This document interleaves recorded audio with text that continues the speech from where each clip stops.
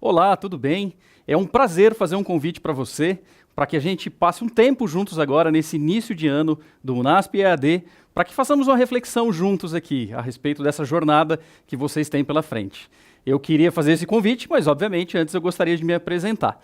Meu nome é Luiz Henrique dos Santos, eu sou professor, sou publicitário, sou palestrante. Aqui no Unasp eu sou coordenador das pós-graduações e também coordenador do Núcleo de Estudos em Inovação. Mas o mais importante disso, ou mais importante do que isso, eu sou um leitor inveterado. E eu queria dividir algumas experiências de leituras com vocês, para que a gente possa fazer essa reflexão de início de ano. Vamos lá?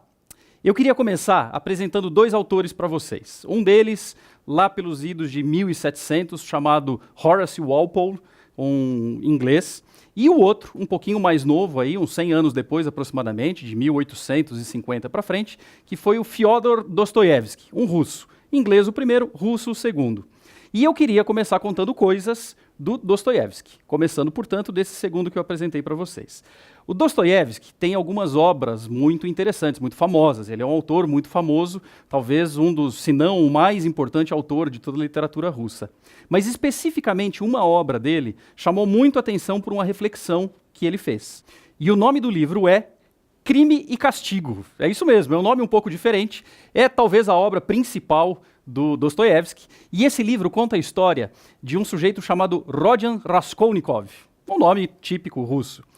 A história do Rodion, na verdade, ela tem um ponto bastante interessante. Ele era uma pessoa absolutamente comum e que via pessoas em volta dele, via a história acontecendo ao redor dele, estudava a história e percebia que algumas pessoas eram ordinárias. Ordinárias no sentido de comuns, simples, medíocres, na média.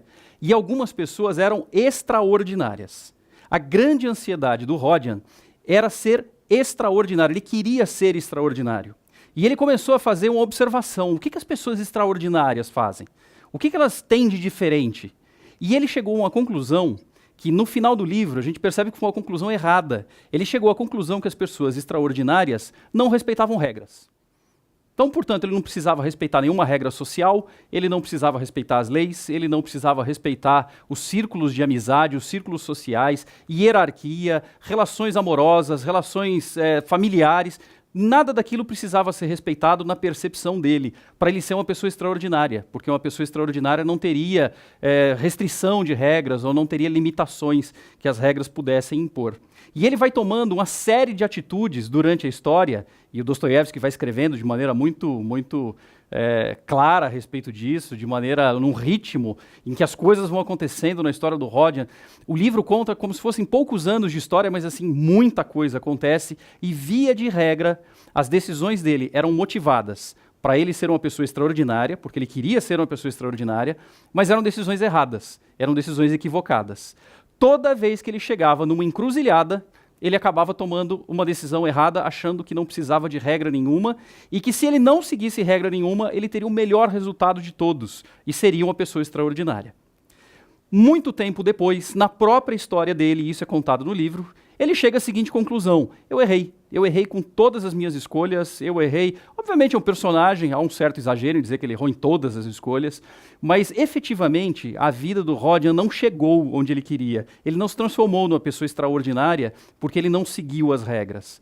É verdade que muitas vezes quando nós nos enquadramos dentro de padrões e não conseguimos pensar fora dessas possibilidades, a gente também tem dificuldade para se tornar uma pessoa extraordinária.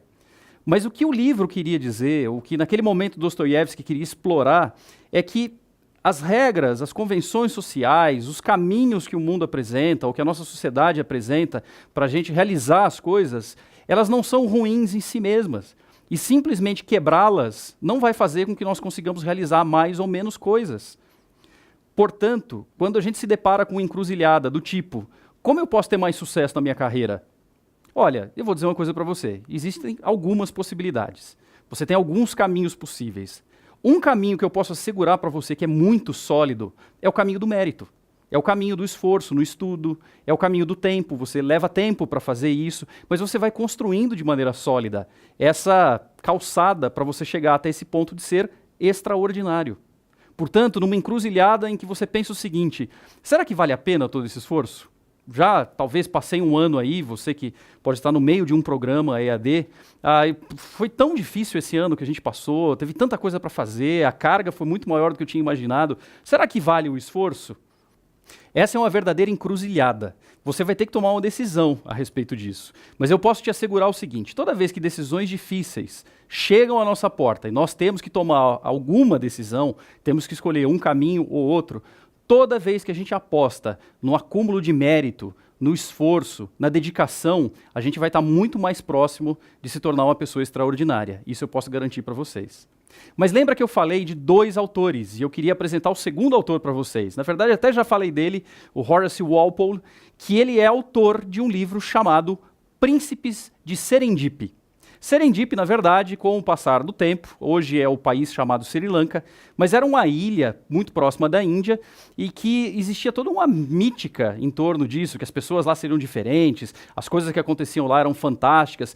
Então você imagina uma pessoa da Europa, um inglês, escrevendo a respeito de um país muito distante e ele fez ou criou algumas fantasias a respeito de como seria um príncipe de Serendip. Na verdade, não só 3 príncipes de Serendip. O fato é que a história que ele contava a respeito dos príncipes não era sobre a vida no palácio, ao contrário. Ele contava que eram 3 príncipes muito admirados pelas pessoas, porque as suas histórias eram fabulosas, eram fantásticas. Cada vez que eles saíam para alguma aventura, quer seja nas matas, no litoral, no mar, fazendo a travessia oceânica, subindo uma montanha, conhecendo todos os rincões do seu próprio reino, eles saíam para conhecer alguma coisa e se deparavam com outras pelo caminho, para as quais eles não haviam se planejado. E eles não se importavam com isso. Isso era o mais legal na história dos príncipes de Serendip. Porque eles encontravam com situações, ou se deparavam com situações que eram situações novas, que eram surpresas, e eles entendiam que aquilo era muito mais rico na experiência deles do que simplesmente subir a montanha ou atravessar o mar. Olha só que fantástico. E daí surgiu a expressão serendipidade. Eu não sei se você já ouviu essa expressão. Serendipidade, ela é prima do acaso.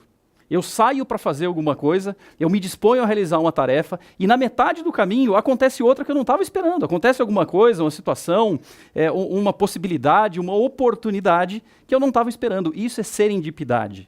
Lembra que eu falei que eles eram muito admirados porque eram príncipes aventureiros?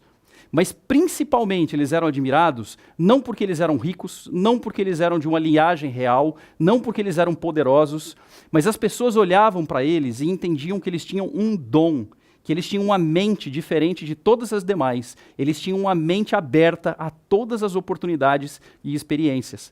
Porque cada coisa inesperada que acontecia, eles entendiam como uma grande vitória, eles entendiam como um grande presente que eles recebiam. Eu não sei se você percebeu, eu estou tentando fazer um cruzamento entre os 2 livros. Cada encruzilhada que nós temos na vida, cada decisão importante que nós precisamos tomar, como por exemplo, se vale a pena todo esse esforço num curso EAD, vai demandar uma decisão, e essa decisão é sua. Ela não pode ser minha, por mais que eu incentive que você faça isso, por mais que o NASP te dê uma boa estrutura, por mais que o seu curso esteja bem alinhado, bem produzido, mas ainda assim a decisão vai ser sua. Uma coisa eu posso te dizer, se a sua decisão for pelo esforço, for pelo mérito, você vai se aproximar muito, cada vez mais, do momento de ser uma pessoa extraordinária.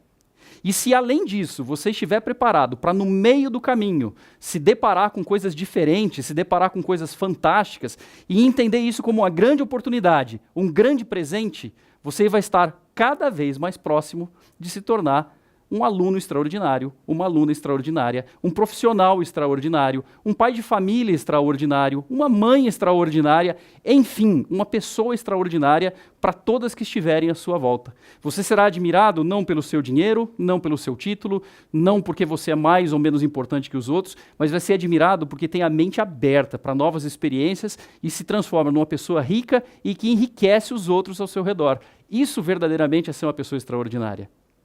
Mas eu não podia aqui falar de literatura sem terminar com a melhor de todas as literaturas. E eu queria dividir um pensamento bíblico com vocês, para a gente encerrar esse nosso encontro.